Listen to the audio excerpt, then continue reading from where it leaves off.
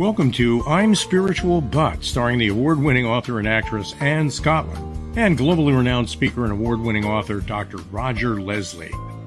I'm Spiritual But is a one-of-a-kind talk show about inclusive spirituality for religious and non-religious people alike. It's our vision to inspire everyone to discover their own unique spiritual experience. Email us at hello@imspiritualbut.com. We'd love to hear from you, or if you have a guest to recommend for the show. Thank you to USA Global TV, to our sponsors, and to all of you for spreading the word. And now, Anne Scottlin and Dr. Roger Leslie.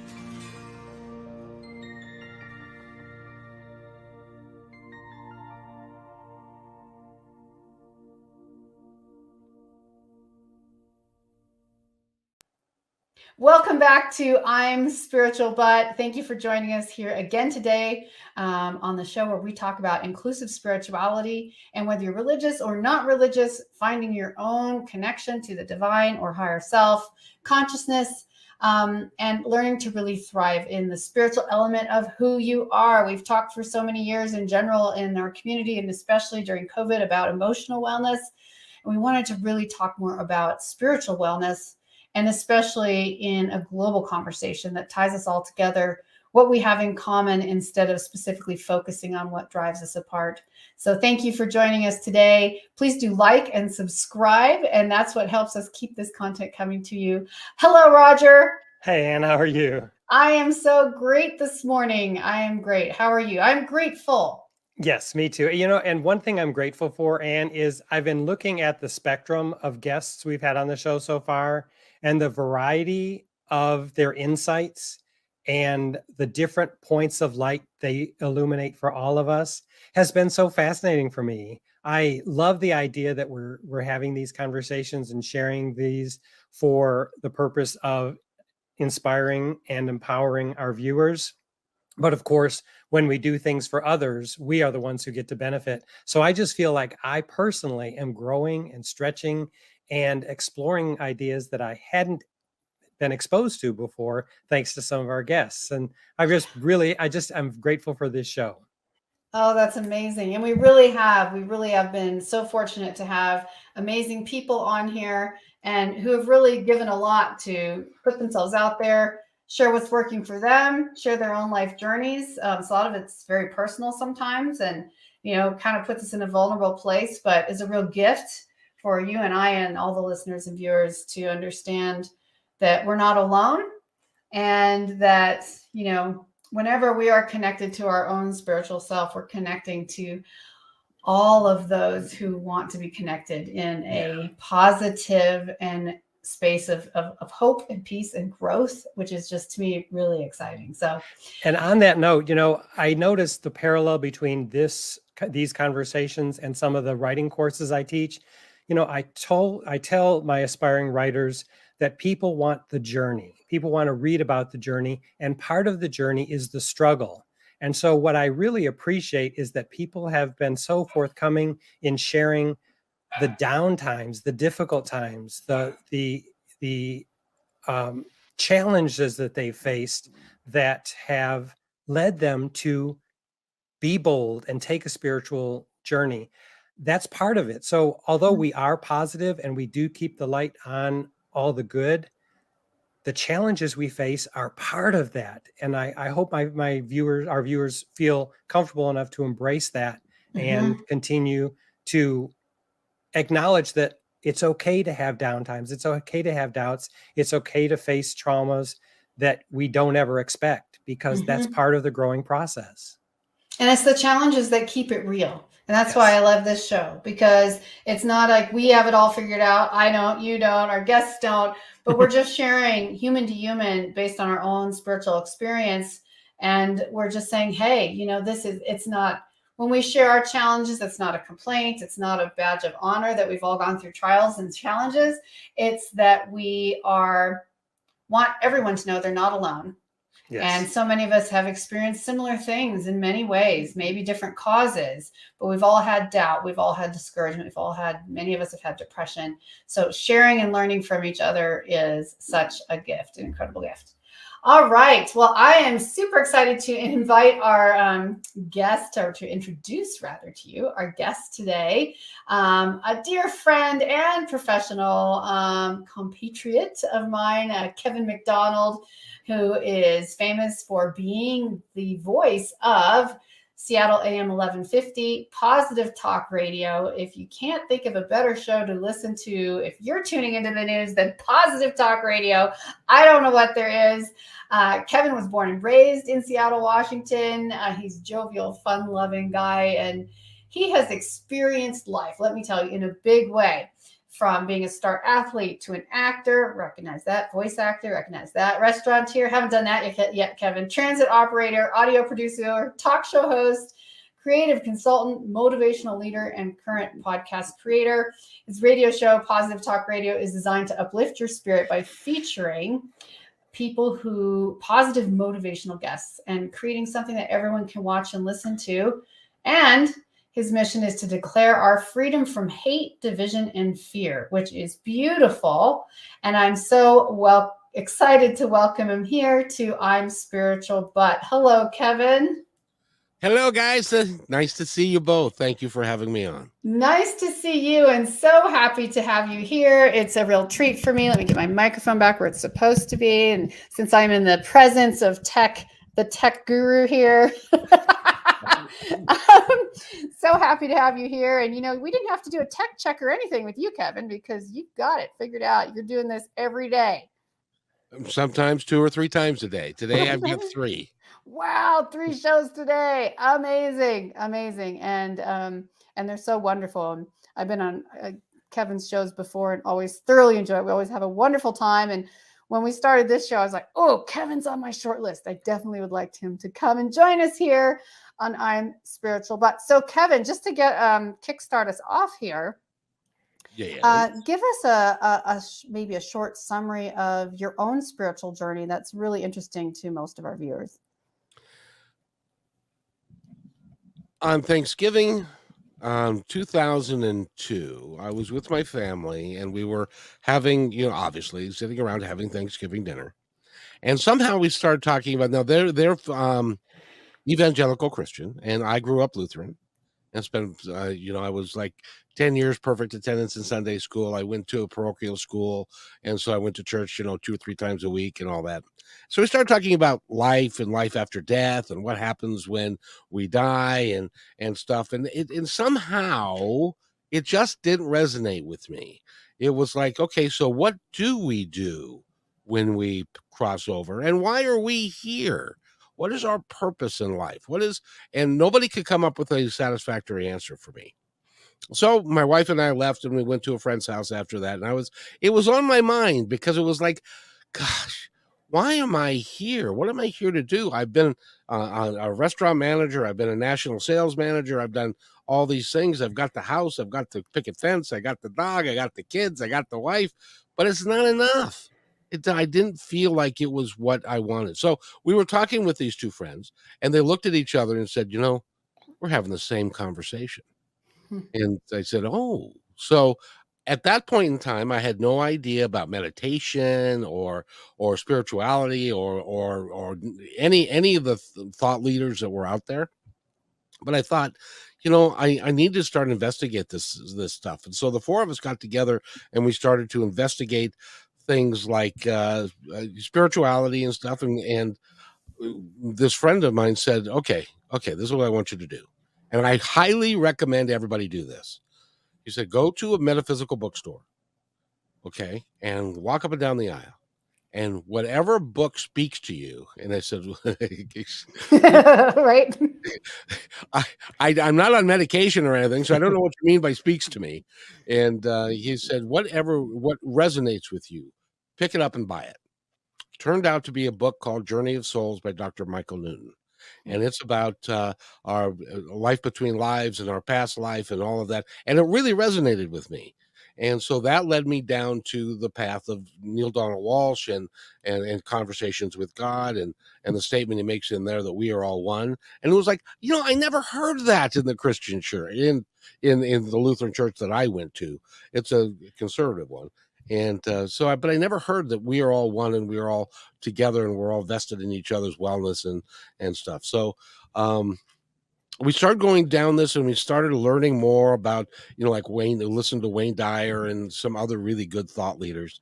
And one day he came to me and he said, we need to do a television show. We need to get this onto TV to talk about all this stuff because everybody's interested in it. Everybody at one point during time has those questions. Why are we here? What am I here to do? This was Wayne Dyer or your friend?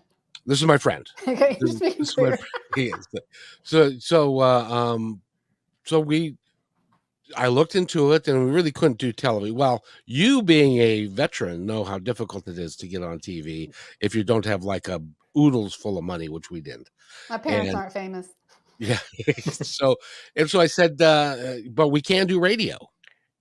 So we could buy some block time on a radio station. And so we did that under the heading of something called Spirit Talk, because we had a psychic medium and we had stuff. We didn't know anything, but we were learning and we wanted to help people understand a little bit more about how life worked and that sort of thing. So we did that.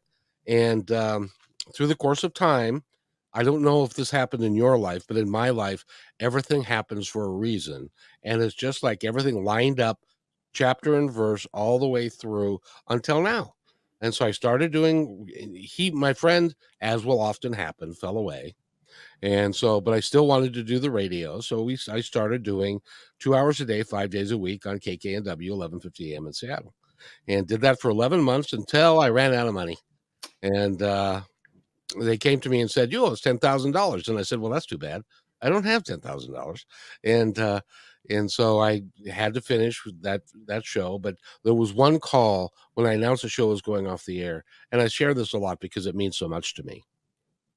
The phone lines filled up and people were talking about what the show meant to them and how uplifting it was and the guests that we had on and the nutrition information and the health stuff.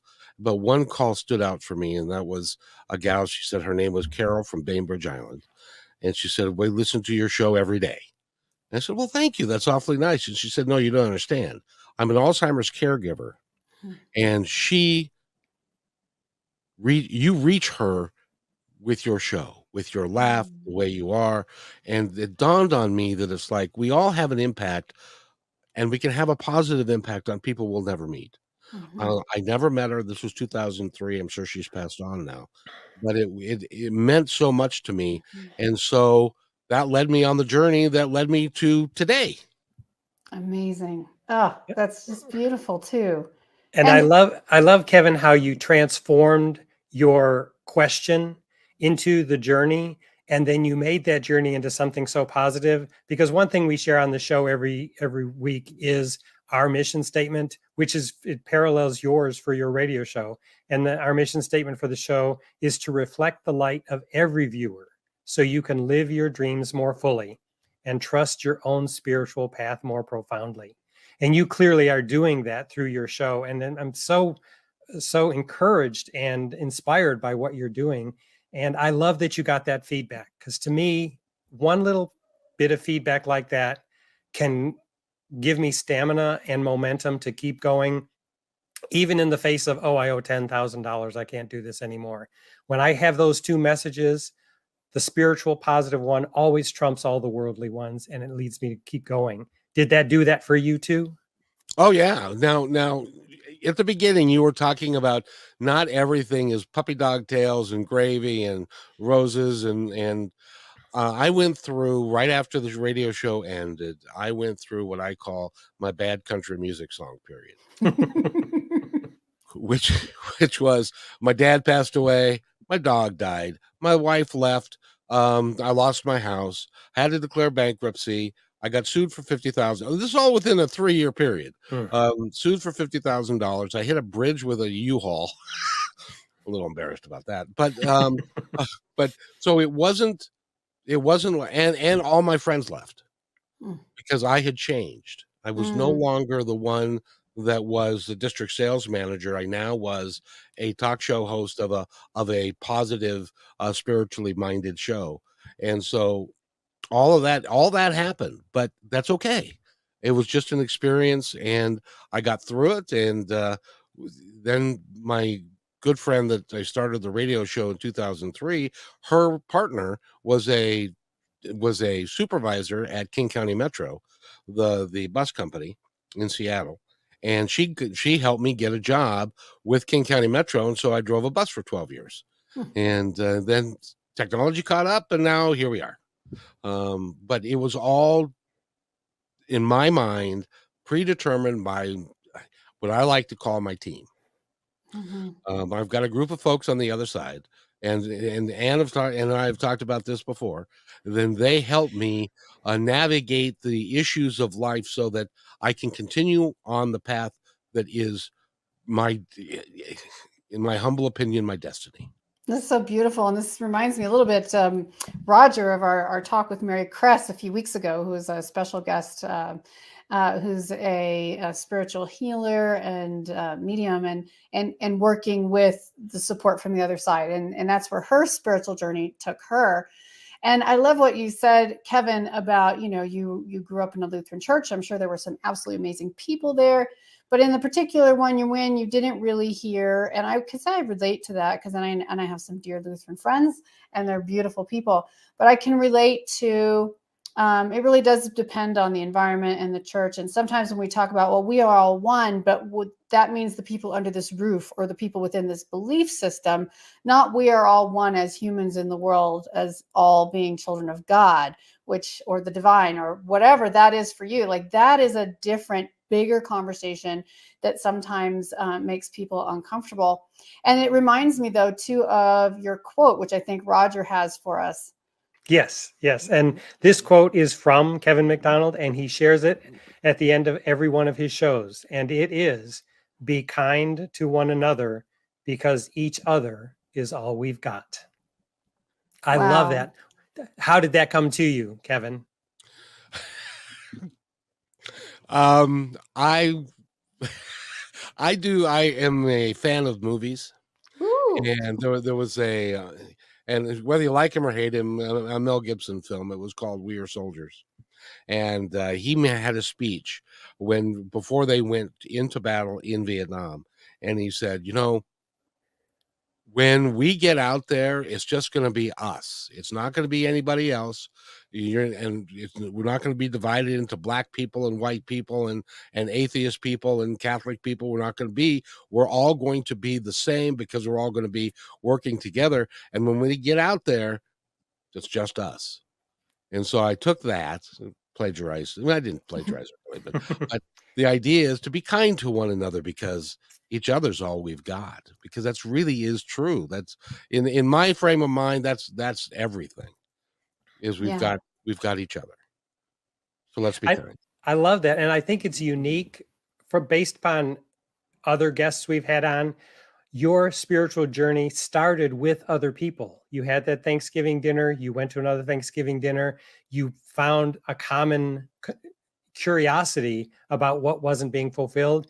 And rather than everybody going out on his or her own to do their own spiritual exploration, you decided as a small group, we're going to explore together and come up with ideas. And that's how, as I understood what you said, that's how someone suggested you go to the bookstore and find something that resonates with you. I love that, because I know I can speak for myself, and I know many other people, when they start exploring other tangents or tenets in philosophy or spirituality, they usually do it in secret because they expect to be judged. It's like, well, I can't tell anybody I'm on this journey. But you were bold. You and some friends did it together. How was that experience? Well, let's just say that I never did change my mom's mind, never did change my brother's mind, but I felt compelled. Have you ever done something that you just felt like it was right? And it was something that after every show that I've ever done, I feel uplifted. I feel energized because of the energy that people bring to it, the positivity that we exchange. And I couldn't, it's kind of like a illegal substance. It was kind of like my, I don't know, crack or something, but because I felt really called to do it. And as it turns out, I don't suck at it terribly. So it's, well, and And that's a nice thing about a gift. When you present something as a gift, you don't stare at the person expectantly, waiting for a response, waiting for a reaction. If you're just giving from what you feel is your purpose, your destiny, as you mentioned, then if it lands on certain ears and resonates well with them, beautiful. If it doesn't, equally beautiful. It's not meant for them, or at least not for them at this time. So the fact that you're just on the airwaves, sharing the positivity, offering it as a gift to anybody who wants it, I think that makes it so much more inviting than the perspective that I have the answer, follow me, which to me has never worked. Can I tell you a quick story about that? Yeah. When I first started going down this road, going down this path, this journey, I was taken with a lot of new thought leaders, people who wanted people to follow them, wanted to be the leader, wanted to stand up in front of the room and have people kind of bow to them and stuff. What I discovered was there ain't no such critter. Sorry for my English, but there isn't such a thing, because we are all equal and we are all one, and we need to fulfill our own mission in life, whatever that is, and to do it in a positive, happy way, and not to the year of the guru is dead, as far as I'm concerned. It's each of us, and all of us have the ability to do anything we choose to do. That's so true. And I love what you're saying, because what that says to me personally is you don't have to have a religious leader to have a spiritual experience. If you do, you can also have a strong spiritual experience. And I would hope that within that context, you constantly are learning and growing. But for anyone who's been in an experience where there was disillusionment when they were in, an organization or following a particular religious leader that deviated from them, even in our last show, and our guest was talking about a spiritual leader who back in the day was pro-apartheid, and it just was so hard for someone to comprehend, like, how can you be that way? So when you're disillusioned, I think the answer is to always just keep growing. It's not being stagnant is not what we were ever designed to do. We are physically different today than we were yesterday. We are emotionally different. Our bodies regenerate every cell every 7 years. We're never the same from moment to moment, because in every moment we've experienced the previous moment, which has changed us and made us something new. So the idea that one set of thinking, whether you're religious or not religious, even if you are a member of a healthy religious organization and family, keeping yourself growing, thriving, exercising as an individual is still key to maintaining that personal spiritual experience and staying tied to all of God's children on the planet, as opposed to just one way of thinking. Oh, I couldn't agree more. That's why when I read in Conversations with God that Neil Donald Walsh, and I've interviewed him several times. I've been fortunate enough in my career, because it started way back in 2003, that I've got to talk to John Edward, the psychic medium, Neil Donald Walsh, Gary Zukav, John Holland, the psychic, even Greg Braden, the guy who does quantum physics. And so I've got to talk to a lot of people, and everybody comes up with this. It is amazing. When the first time you and I talked, Ann, Mm-hmm. we had the same philosophy, and we had never met. We did not read the same books. We didn't. It is inherent in us that we all want to be together. We want to be that we are all one, that we are all a family. And people deep down know that. They may be frightened by it, but that's another conversation. So in that line of things, so now we'll take this up a notch. So when you were talking earlier about, so we are one, and you were talking about your team on the other side. And I know you and I have also had conversations about NDEs. If people don't know what that is, that's near-death experiences. What does the other side How is that meaningful for you in your everyday life? Well, a couple things. First of all, 2 years ago, my brother passed away with stage 4 lung cancer. Mm, Last year, my mom died, just died suddenly. mm, She was 90. Um, but I don't feel grief for them. I mm, know where they are. I mhm, know how happy they are. I mhm, know that what they've gotten to transition into is not some great for me, and this is just me, it's not some great unknown. It is real. It is there. If you most of the NDEs will say the same thing. They get to the other side, and all there is love. mhm. And they appreciate the fact that all there is love, and they don't have to. They're not being judged harshly by what they did or whatever. Not to say that you shouldn't always try to do the best you can, but and so for me, it's for me, it's not a theory. It's not a wow, nice to believe that. For me, it's an absolute fact. We go to the other side and we are welcomed home. That's what I call home. And this was such a important personal experience for me on my spiritual journey. And when I started finding that the the prototype of religion and spirituality that I had grown up with was no longer fitting, not because I didn't want it to, but because it was crossing the lines and violating other areas of my conscience where I didn't feel that people should be treated a certain way. And I said, this just is wrong. Then I felt that really scared for a while because I felt outside of what do you want to call it, the faith and what happens to me if I die.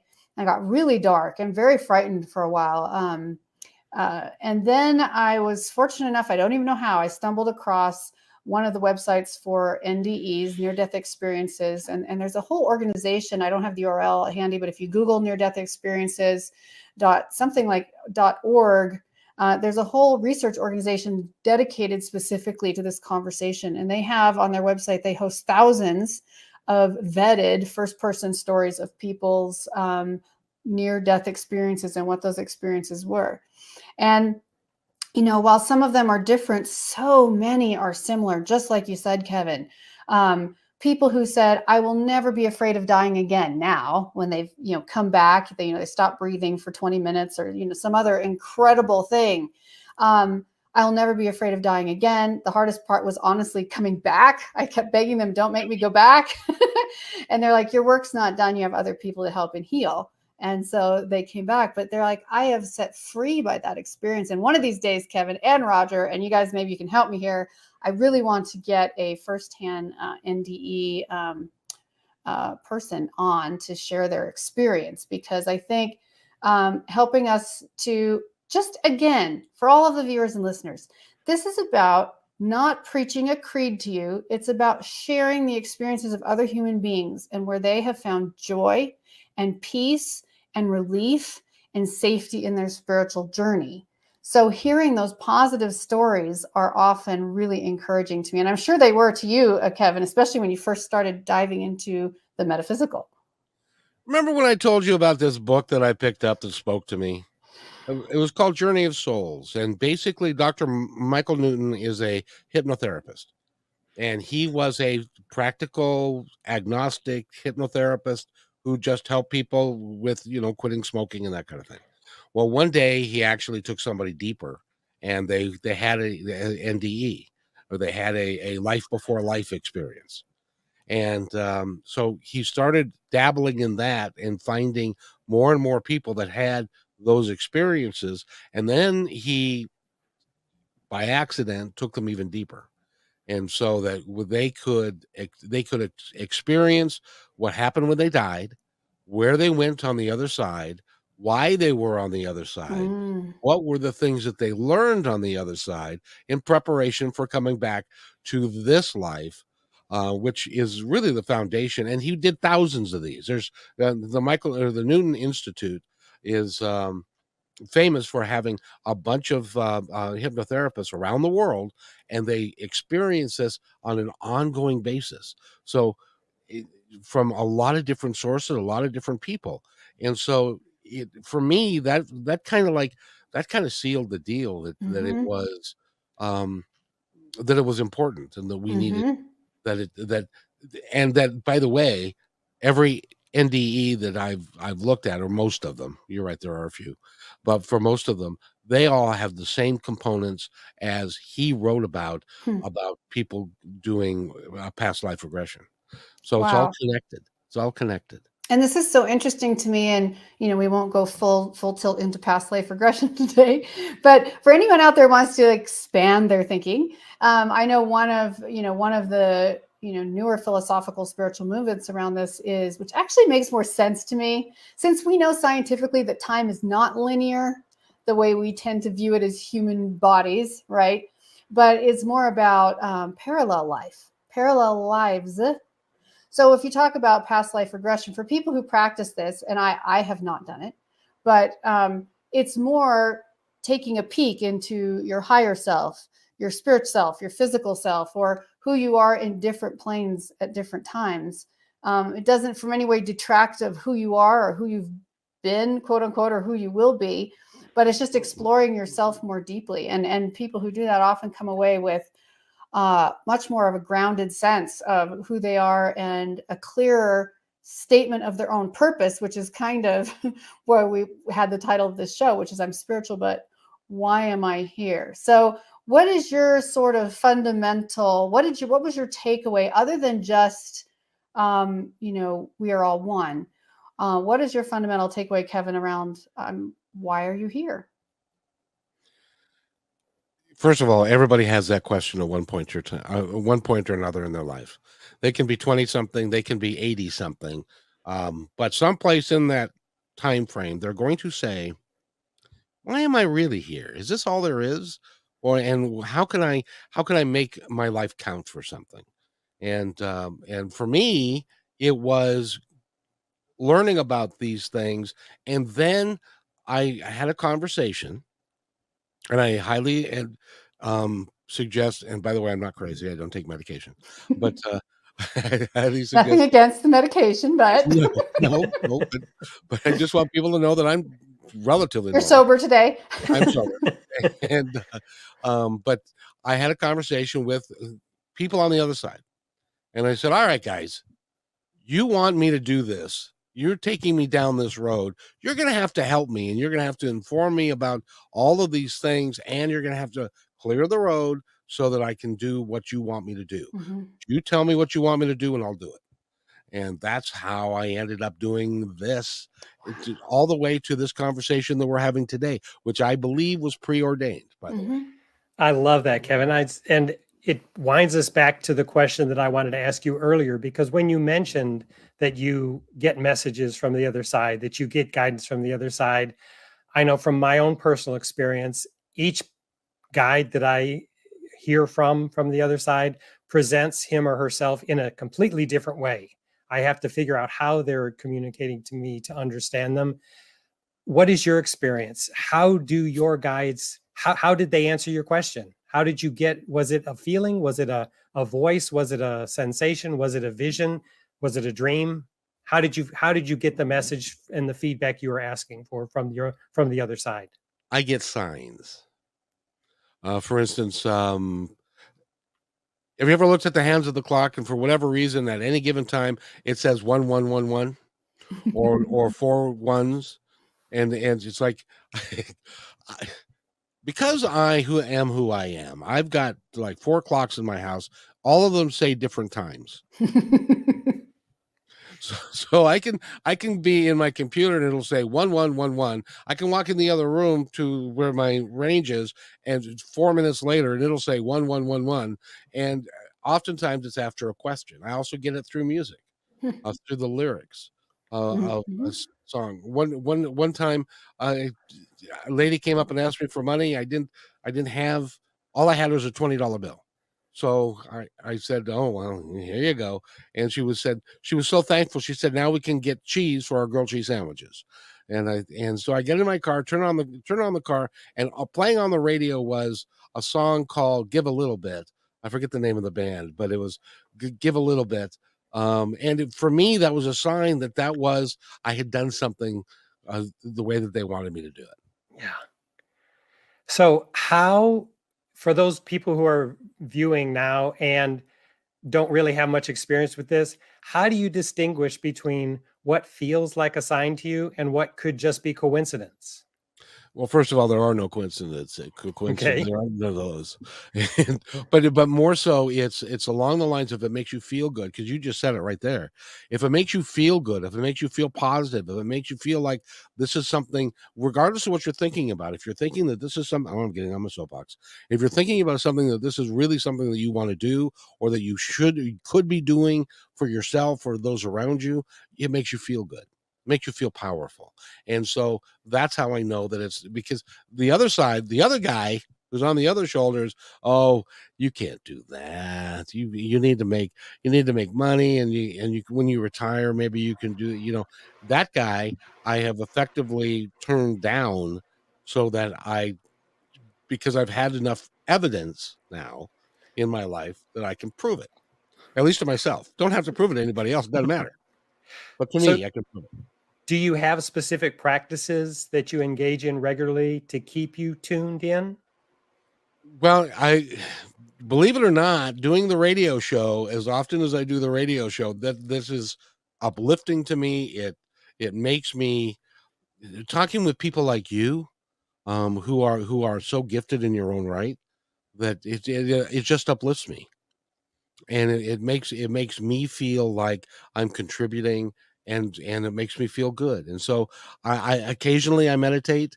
I'm not nearly as good as I should be at a lot of those things, because I'm busy, but at the same time, I feel like my connection to the divine is rock solid.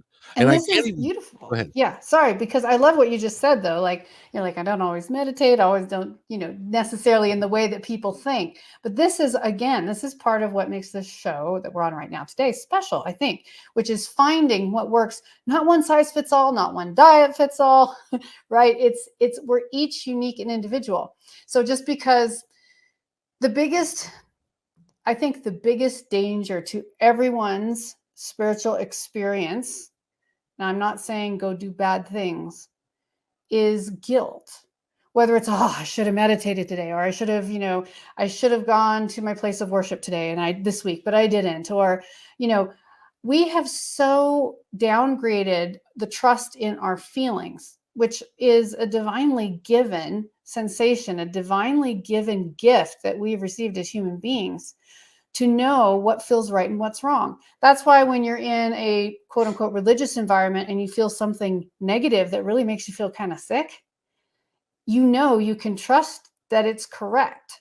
Or when you're in an environment that would be considered maybe, not optimal, but you feel, I need to give the $20, I need to say the right thing, I need to make a choice that's not popular.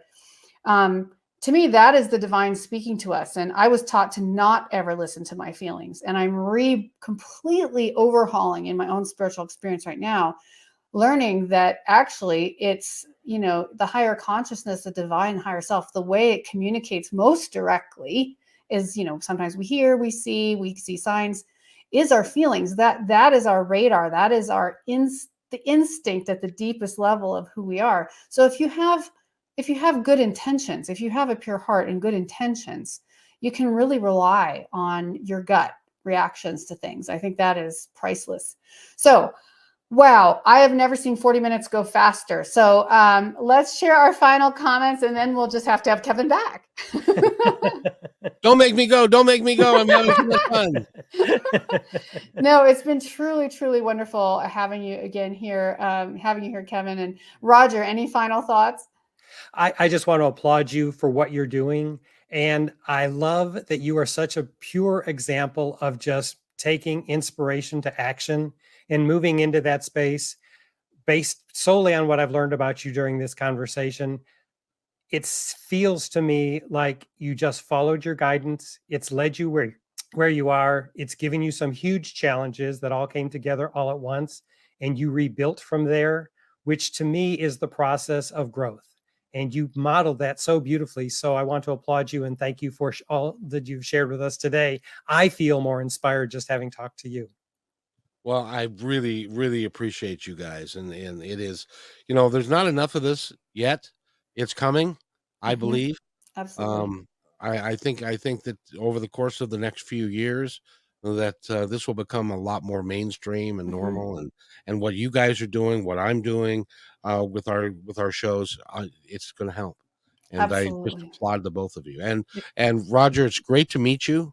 It's just I know we got to go, but just a real quick story. I had John Edward on one time, and my sister was having a reading by John Edward, and John Edward said, the letter R means something to you. You have people who the letter R means, and she said, well, my brother's name is Randy, and she forgot that her husband's name was Roger.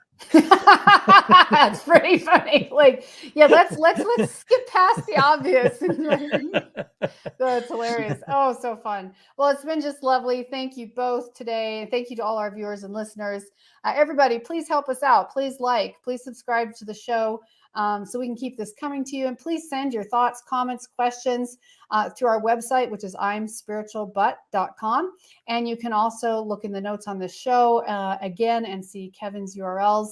Listen to his show on Seattle AM 1150. If you can't find something better to listen to than this show, it's Positive Talk Radio. So and pick Kevin, one or the other. And Kevin, if you would like to sign us off with your famous quotation, that would be a great way to end the show. You know, that the divine had you say that, because I was going to ask. And just remember, everybody, be kind to one another, because each other's all we've got. We'll see you next time.